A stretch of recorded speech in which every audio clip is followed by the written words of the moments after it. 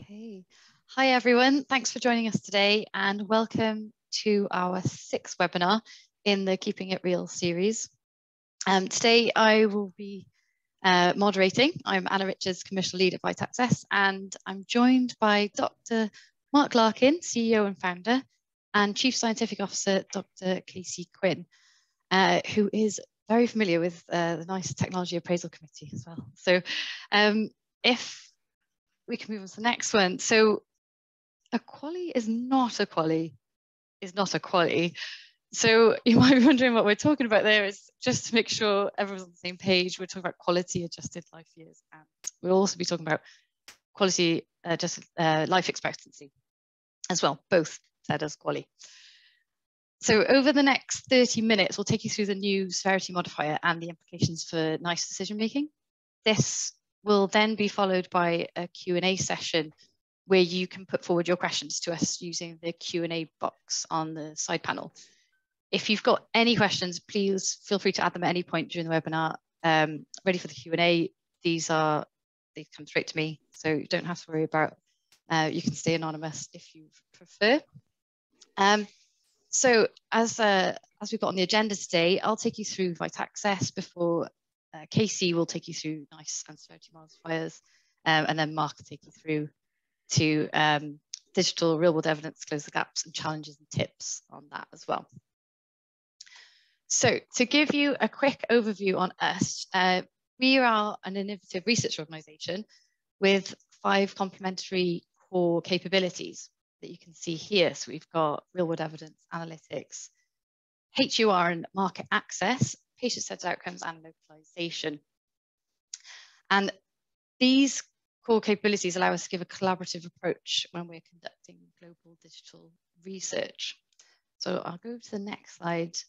We can see, so from concept to implementation, we help generate real-world data and insights through creative patient-centric solutions. You can see here with the Vitaccess Real platform we have. And you've got the use of the Vitaccess Real data capture tool. So you see the mobile phone here, which could be also a tablet or PC, and the real-time research portal on the right as well to see the data as it's collected. So if we go over to the next slide, here is a real overview of the flow from the type of participant data capture. So you've got whether patient or caregiver or even clinician data can be captured. And then in the center here, you've got the types of modules that enable that collection of the granular data. And it takes us out then to the research portal where you can see the outputs in real time. So that's a bit of whistle stop of us. If you have any questions on that, just feel free to pop that in the questions and I'll get back to you. Now I'll hand over to Casey, who will take you through the background on NICE and the severity modifiers. Thank you kindly. So, bit of a hard left now, but my colleague Mark will come back to a lot of these topics once I'm done, because I'm moving into the topic for today, which is the NICE severity modifiers. And I'll explain in a couple of slides how we're going to talk about that. The first point to make that hopefully a lot of people may know is that this is not as novel as it may seem. NICE has had a severity modifier for over a decade with the end-of-life criteria. It was one metric that kind of did 2 things. What's happening now also has quite a long legacy, having been around in literature for nearly a decade. And it's philosophically the same, but splits the tasks into 2 different metrics. One is absolute shortfall, and one is proportional shortfall. Absolute shortfall, if we think about 2 people, and a young person and a not young person, and our young person's illness quality adjusted life expectancy can look like this in the green line. Absolute shortfall, it's fairly straightforward. It's the quality adjusted life expectancy that's lost. The older person, you can see, has a steeper tip in their illness quality adjusted life expectancy, but they're going to get to enjoy that for a lot less time. So the decline is greater, but the absolute shortfall is less. The advantage falls to younger people, early disease stages in this metric. The second one then is proportional. So if we take the same sort of example, this time we run the maths and we see that out of the available quality adjusted life expectancy remaining, a greater proportion is lost for the older person here. So this gives the advantage to older ages, advanced disease stages, and fits also in how the end of life criteria historically was applied. So now we have both running. And like I said, the point that I want to make here is that I'm not going to talk about severity modifiers from an HOR market access perspective. We can, it's not really our focus. And a lot of people do. There's some examples posted here. That ABPI image is a video. It's actually very good if people are interested. What we are interested in is how to make use of the severity modifier itself, how to produce the evidence that takes advantage of this. Now, the modifier itself kicked in February of this year. It doesn't matter when it was going to kick in. From a developer perspective, people are going to have quite different experiences because of where they're at in evidence generation. So this is a stylized evidence generation plan. It's fairly generic. It's fairly standard, at least in my experience from HOR.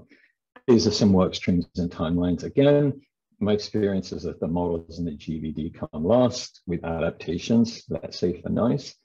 And all of the other work streams lead up to that. And all of these other work streams, most of them, could potentially be affected by these two shortfalls.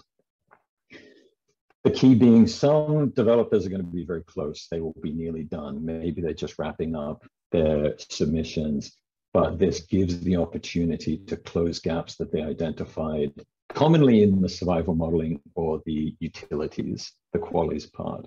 Whereas obvious that these things are nonlinear, there's no space for that at NICE, and now there might be. Other folks may be a little bit farther out, in which case you can then specify the survival analysis, the utility studies, and get out in front. Depends on where you are relative to that flag. So the thing to think about as we think about that is, what are the drivers of differential quality of life and life expectancy? The ones I've listed here, I think, are the most obvious. A person's age, the disease they actually have, the stage of the disease, and what the symptoms are, the symptoms being reasonably important as well.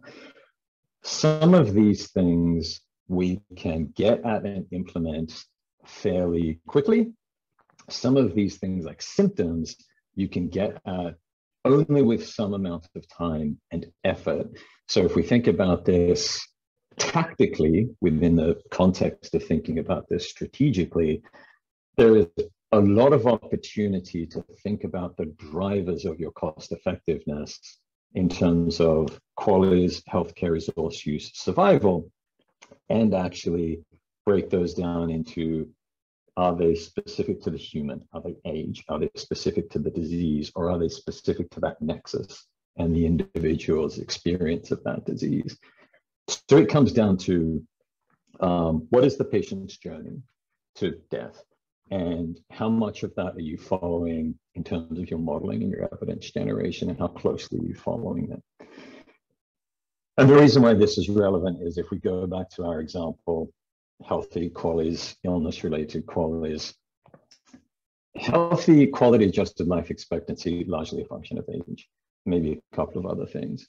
But the illness-related is not just age. Now, if we run this in a Markov model or a similar type of modeling for disease, they generally are going to look like this. But we know that the reality is it could look anything like these curves. We just typically can't take advantage of them from a modeling or an assessment perspective, and therefore we don't pursue them from an evidence generation perspective. But we can. And how we think about this, I've just sort of put together a fairly simple model, is questions to ask oneself. How well do you understand the patient's journey? And in that journey, can you account for the specificities of how their quality adjusted life expectancy declines over time, or in subgroups of your study? Can you quantify those, which is obviously where we come in? And then things like, can you run a relatively simple model if you're far enough out to understand what of those drivers are actually having an impact? What's the return on investment for structuring your approach to chase specific things? And then we can make the decision. And this is where I leave off and hand to Mark, where we fit in is between these two. You know, on the left is still conventional, possibly traditional three-state Markov modeling approach. There's very little dexterity baked into this in terms of survival or quality of life. And on the right is a model that could essentially capture everything from birth to death, including like jobs and kids. And I don't actually remember the game that well. Our app, our platform can be anything between these two, inclusive of both. We typically will not try to sell anybody the game of life version, but it really is a function of how much time you have in advance of submission, what ambitions we have, and how complicated your scenario is. And Mark, do you want to pick up? Do you have control of the slides? I think I have control. So thank you, Casey. So yeah, I'm going to talk about a couple of things. One is a bit of an example that take you through this, which is a study we've got ongoing in a rare disease, myasthenia gravis. I'm going to give you a little bit of a demo of what this looks like from a data capture perspective for a patient. It's been very theoretical so far, but in all of these types of studies, can't forget what the patient perspective is, or you do at your risk. If you do, you could get no data. And then, you know, a few hints and tips at the end. So I won't take you through all the detail of this case study that you see on the screen, but broadly, it's a global study in a rare disease. It's quite a lot of patients. There's now about 2,000 patients in there. And that gives us quite a lot of scope for exploring subgroups. You know, some of those subgroups that Casey mentioned, maybe by age, maybe by severity, etc. And these types of studies, I mean, there's a lot of variability, but you can get very, very granular data. So if I show you some of that, if control works, oh, yeah, oops, went too far. Yeah, I'm not going to take you through all the detail on this, but broadly in this study, we've got granular data on profile and demographics. As Casey said, we can get to that pretty quickly, date of birth, you know, etc. Past treatments. And then there's a tracker where we track important events in the patient's disease life, if you like. So work loss days, health resource utilization. We can do that pretty nicely using digital tools such as geofencing.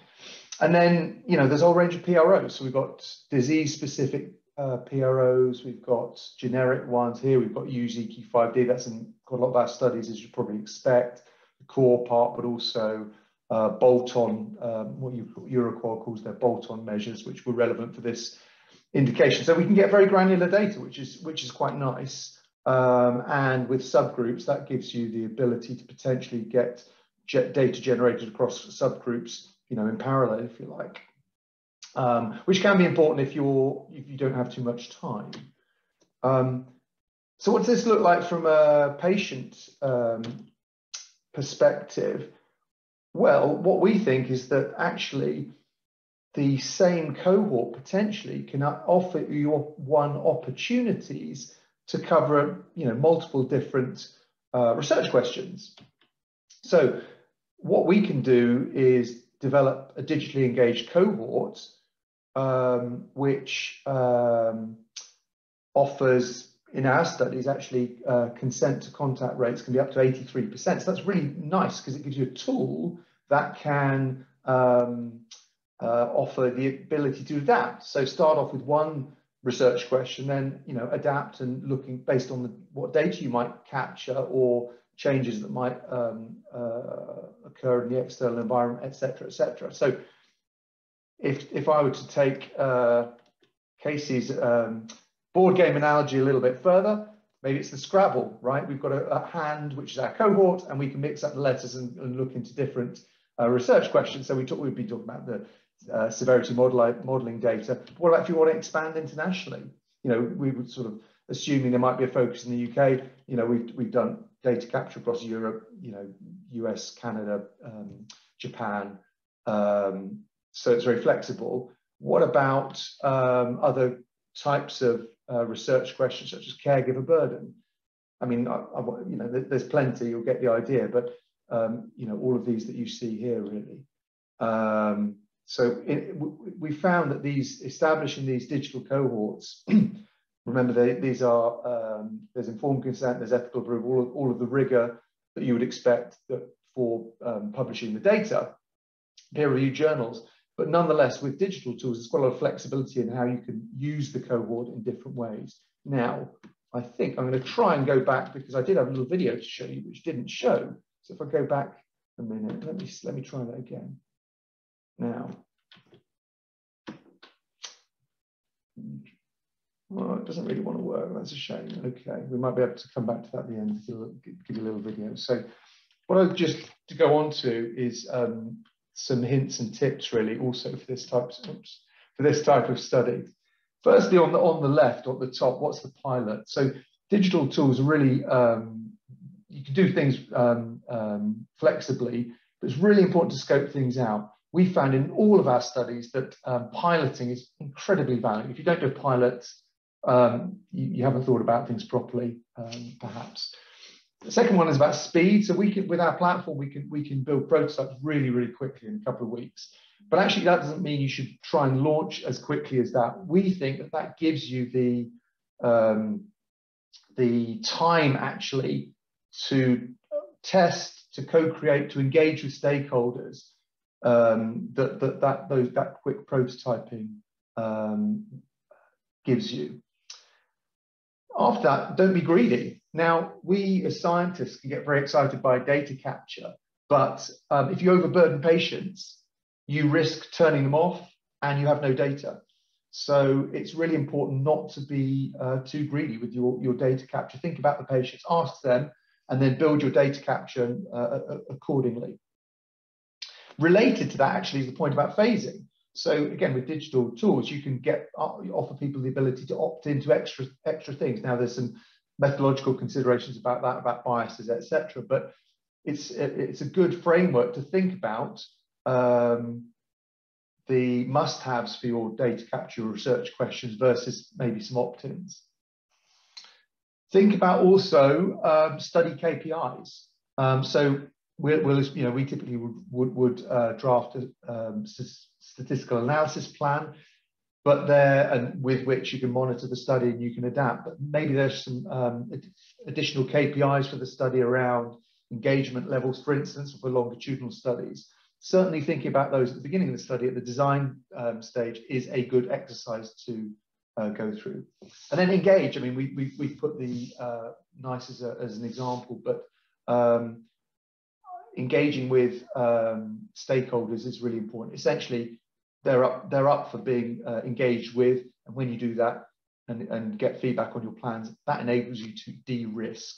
So I think that's pretty much it. I'm going to pass over to Anna to see if we can find the video that we're going to hope to show you about the data capture. Anna? Yes, of course. If you give me 1 second. So I share this. I'm going to check you're seeing the right view. If you manage to share it, I'll talk everyone through it. Yeah. Are you seeing this? Not yet. No. Not yet.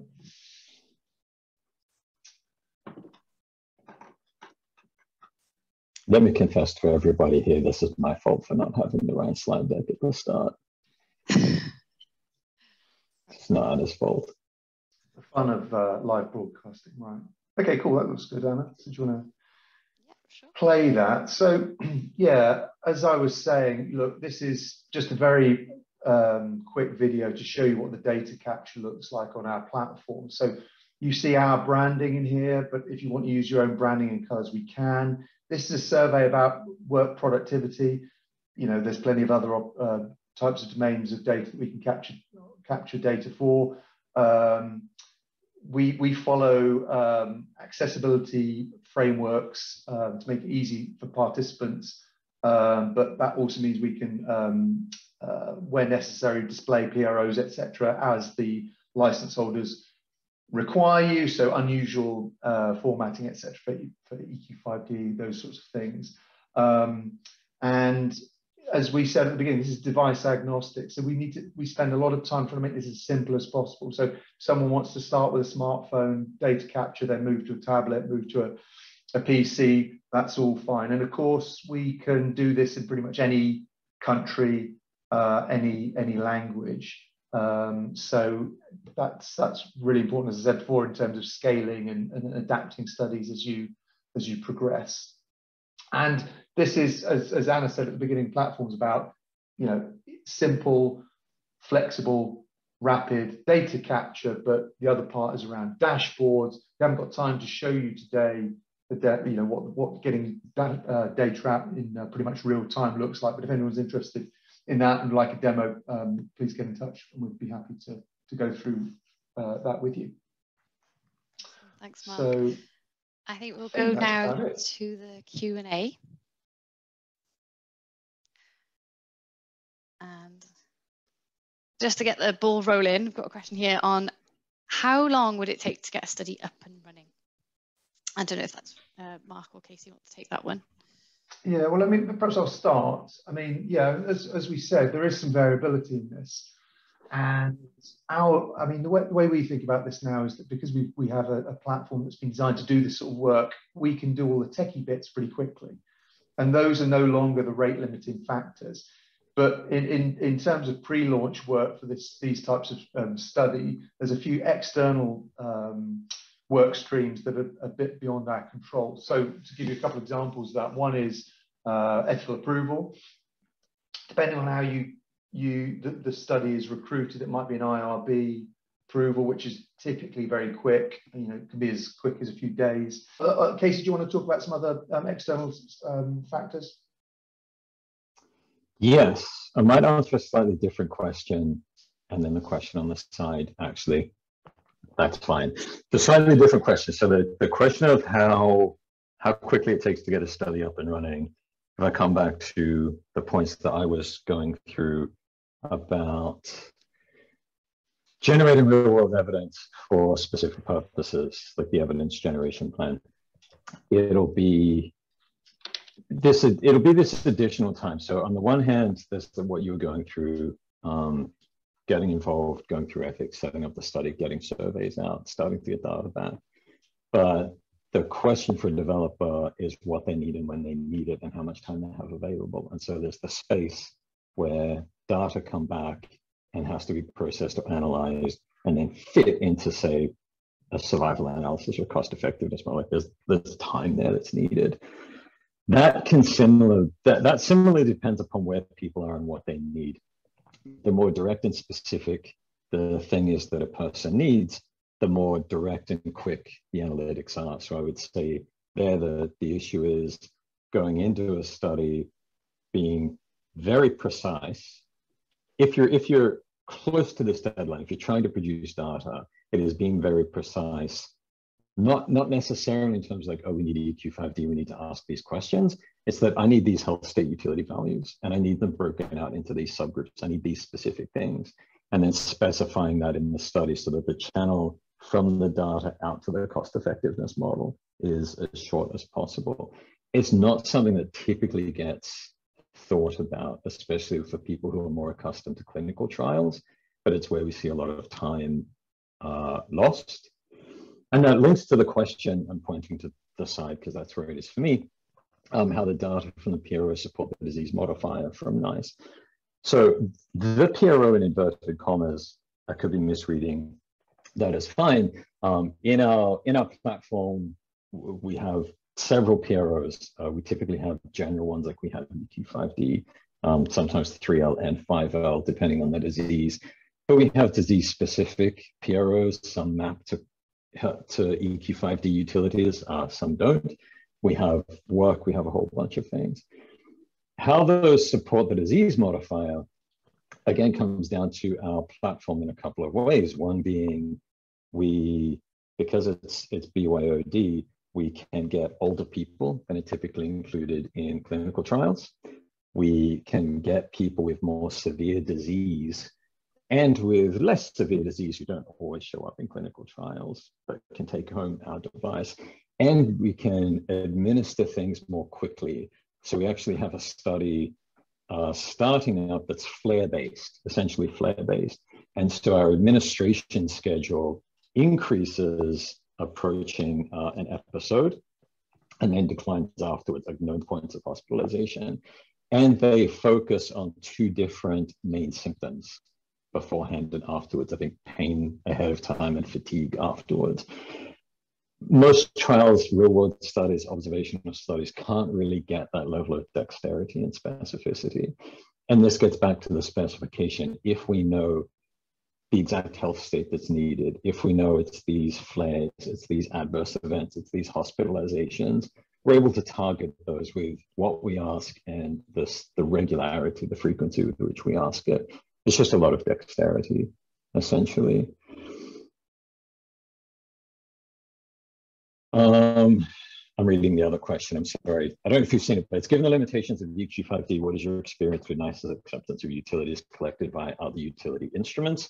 I have some of that, having worked quite a while ago now on a technology appraisal committee. And what steps would you recommend to justify the use of tools?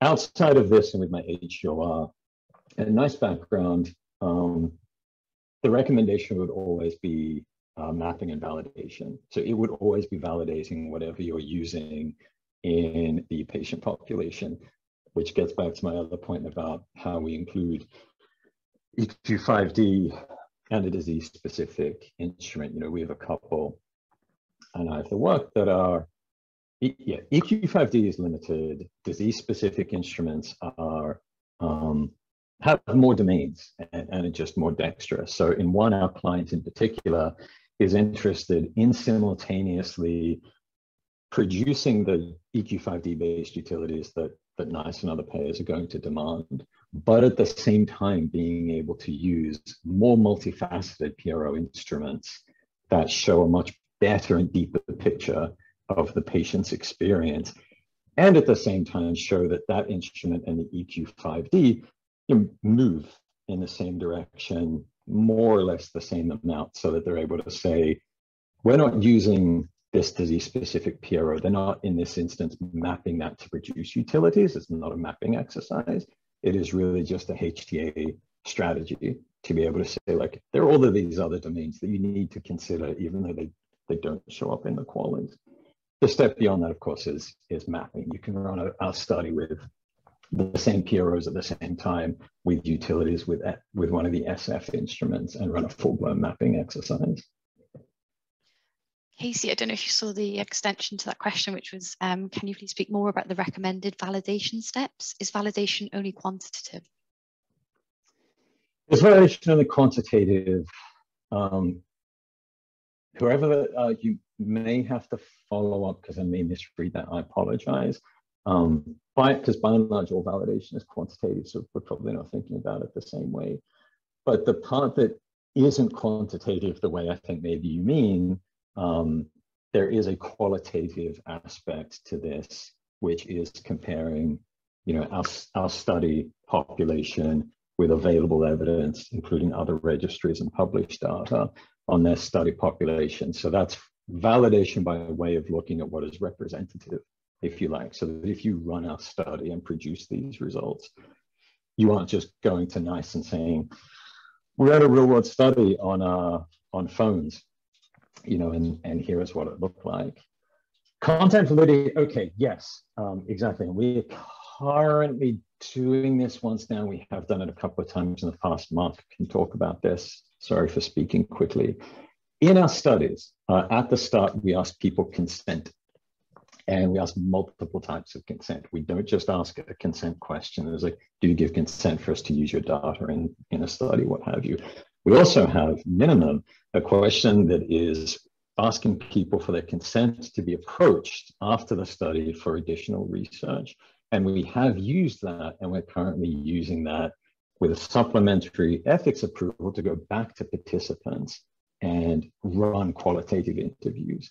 And we can use those for a lot of things, anything from, hey, what led you to participate in this study or in future studies? What did you like? What did you not like? To, you answered these questions around adverse events. Could you explain what that was? Like, we can take deep dives into almost anything via the interviews. And we already have those participants and all of the data they entered. So there's like a really interesting backfill of information on all of the participants that you also don't usually get. Yeah, just to add to that, Casey, I mean, as we were saying during the main part of the presentation, we found there's quite a good opportunity for doing that type of validation. The participants in these types of studies tend to be quite motivated to do that. And so if a sponsor wants to do that, has the time, has the resources, I mean, it's invariably a very useful exercise to go through. If they have the time and the resources, that patient group is a strong starting point. They're willing participants typically, if I'm to generalize.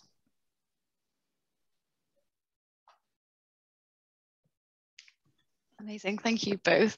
So I've just shared in the chat for everyone to see that if you've got a question but you don't want to bring it up on this webinar because it may be sensitive or otherwise, please reach out to me, anna.richards@vitaccess.com, and we'll get a response back to you. I also wanted to say that our next webinar in the Keeping It Real series is on patient validation and alternatives to clinician-led diagnosis.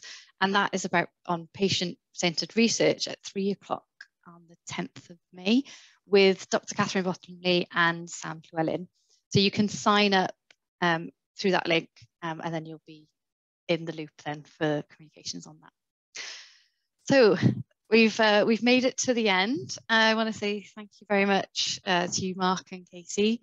Yeah, we hope to see you at the next webinar.